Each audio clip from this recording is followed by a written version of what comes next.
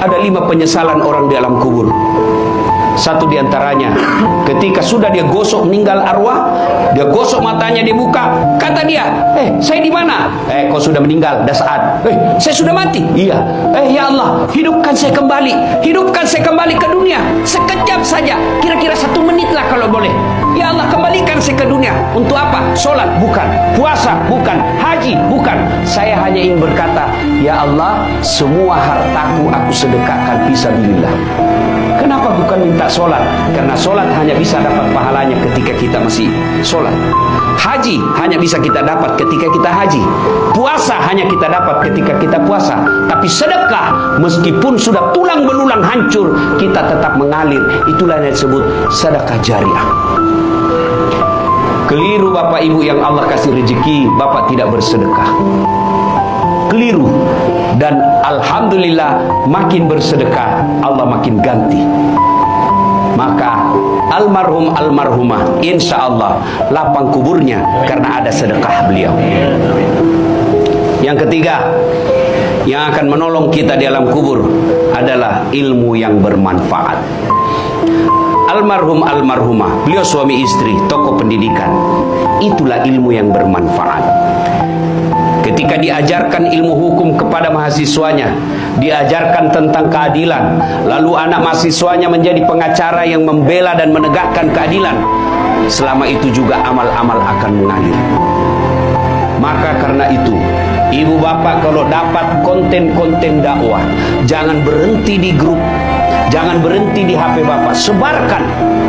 Bapak punya 10 grup WhatsApp, 1 grup 100 orang, kirim, 1000 orang yang terima. Kalau ada yang mengamalkan 5 orang, selama 5 orang itu amalkan, Bapak dapat pahala seperti pahalanya penceramah tanpa mengurangi pahala penceramah. Ilmu yang bermanfaat adalah yang bisa menyelamatkan kita di alam kubur. Inilah 3 yang akan terus mengalir meskipun kita sudah di alam kubur, bahkan sudah habis tulang belulang kita. Anak yang soleh dan soleha, sedekah harta, kemudian ilmu yang bermanfaat. Dan orang yang ada di alam kubur sekarang masih transit, belum sampai surga, termasuk Rasulullah Muhammad SAW. Dan siapa yang paling menderita di alam kubur? Kata Nabi, orang yang paling menderita dalam kubur nanti adalah al-mutahawil bis sholat, yang menganggap enteng sholat. Saya mau tanya, bapak-bapak, kalau pergi merantau ke Sulawesi Selatan, ternyata bapak tidak nyaman di Sulawesi Selatan, ada pilihan? Ada? Ada. Balik lagi ke Jakarta.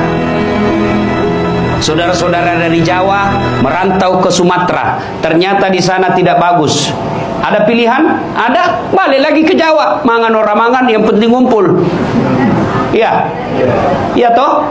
Bapak-bapak kalah pil caleg, ada pilihan? Kalah pilpres, ada pilihan? Ada. Tunggu lagi 5 tahun yang akan datang, kita tanding lagi. Ya, tidak disenang sama gubernur, ada pilihan? Ada. Apa? Pensiun dini. Selesai urusan, biar ada di situ kita lewat. Bukan lagi gubernurku. Iya kan? Ibu-ibu, suami cerewet, suami kasar, ada pilihan bu? Ada. Pulangkan saja aku pada ibuku atau ayahku. Selesai.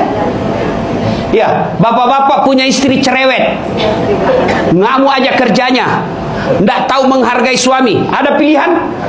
Ada. 2 pilihan, 1 tambah jadi 2, 2 cerai, ada pilihan pak.